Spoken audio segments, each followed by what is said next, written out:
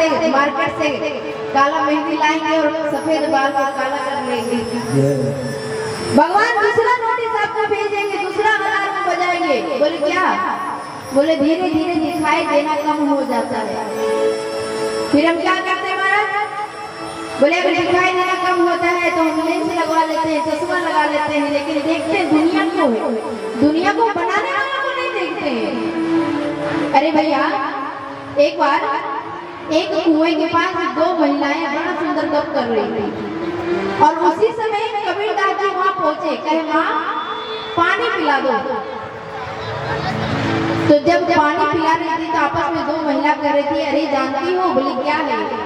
जो मेरे पतिदेव है ना, मुझे बहुत सुंदर नाक में नथिया ला कर दिए हैं, देखो कितना सुंदर लग रहा है। दूसरी महिला ने कहा, अरे भाई तेरा पतिदेव बड़ा मानता है, देख तेरा नथिया कितना सुंदर लग रहा है। कबीरदास जी वही पानी पी रहे थे। उन्होंने कहा, रे माँ, जब पति जो संसार का है वो नथिया दिया तो इतना सुंदर लग रहा है, तो नथिया जहाँ पहनते हैं वो नाक बनाने वाला कितना सुंदर लग सकता है। भगवान दूसरा अलार्म जब बजाते हैं तो हम क्या कहते हैं? चश्मा लगा लिए भाई।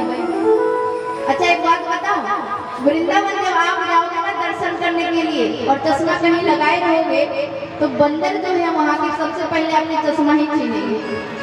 कहेंगे भाई जब तक ओरिजिनल रोशनी था तब तो आया नहीं, ये आर्टिफिशियल लगाकर आए हैं दर्शन करने के लिए, सबसे पहले चश्मा उतारेंगे। व्यक्ति की चतुराई आप देखिए। फिर भगवान ने सोचा चलो कोई बात नहीं महाराज, धीरे धीरे दांत हिलाना प्रारंभ करते हैं। लेकिन आजकल का मत पूछिए। बोले आजकल के मनुष्य सब इंतजाम करके रखे हुए हैं, दांत भले सब टूट जाए लेकिन अपना खाने का शौक को छोड़ेंगे नहीं महाराज। नकली दांत लगवाएंगे बिल्कुल और चकाचक खाएंगे। भगवान बार बार हमें जगाते हैं, बार बार उठाते हैं कि चल चल कर भजन कर, लेकिन हम मानने को तैयार नहीं है। क्यों? क्योंकि हम इस संसार में कहीं उलझ के रह गए, कहीं फंस कर रह गए। ज्यादातर और हम अटक गए कहीं पे। जीवन में क्यों कोई संत रूपी गुरु नहीं मिला, इसलिए जीवन अटक गया।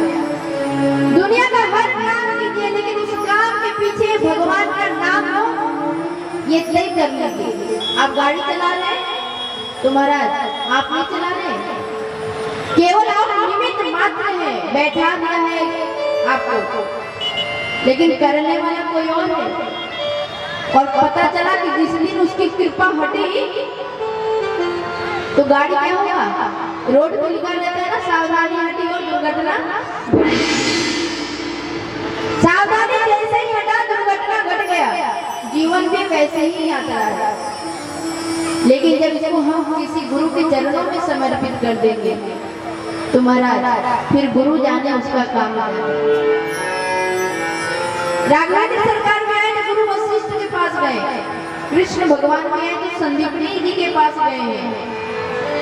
गुरु दीक्षा ग्रहण, आज उन्होंने विद्या ग्रहण किया है गुरु से, और वही गुरु जी चना मुट्ठी भर दिए हैं दोनों को और भेजे हैं जाओ लकड़ी लेकर आना है। और जब लकड़ी लेने के लिए गए तो जोर बड़ा घनघोर बारिश हो रहा था, और जब बारिश होने लगा तो भगवान कृष्ण और सुदामा जी पेड़ पे चढ़ गए। सबसे ऊपर में भगवान श्री कृष्ण और उसके नीचे सुदामा, दोनों बारिश में पेड़ को पकड़कर बैठे थे। और तभी सुदामा जी को भूख लगा था। सुदामा जी अपने हिस्से का चना तो खाए और भगवान का जो हिस्सा था वो भी चना खाना प्रारंभ कर दिया।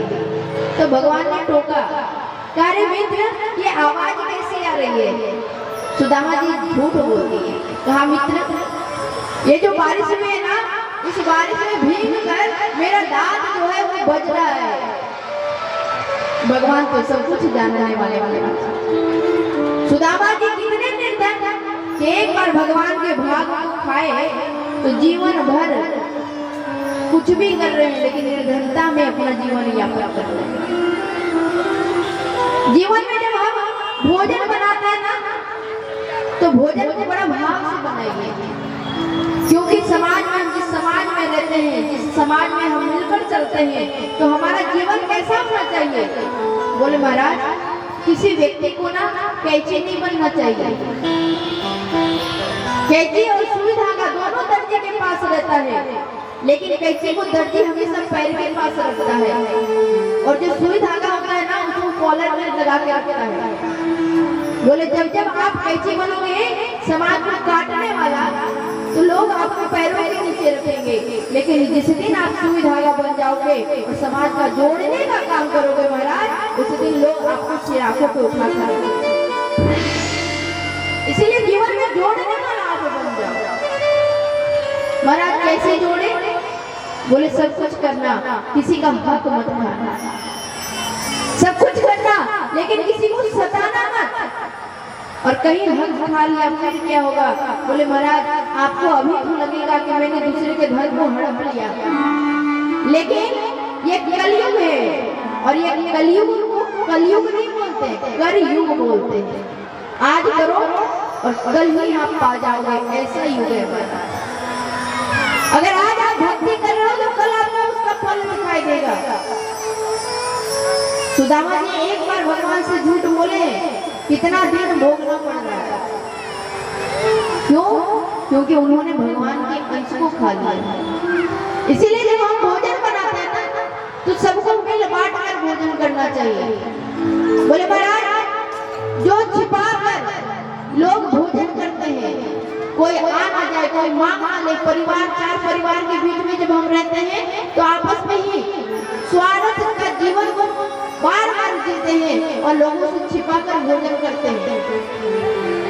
तो जो छुपा कर करते हैं वो विषाद बन जाता है, और जो बांट कर खाते हैं वो प्रसाद बन जाता है। आप बांटना तो सीखो, आप देना तो सीखो, भला करना तो सीखो। आज जब सुदामा जी को उनकी पत्नी सुशीला ने कहा, तो सुदामा जी ने कहा मैं तैयार हूँ जाने के लिए, लेकिन मैं बोलूंगा कुछ नहीं। देखिएगा हमारी माताएं कितनी तेज होती हैं, इतनी बुद्धिमान होती है हमारी माताएं, कि सुशीला ने 4 घर से चिवड़ा मांग के लाया है, एक घर का नहीं 4 घर का, और चारों घर में चिवड़े को मांग के लाकर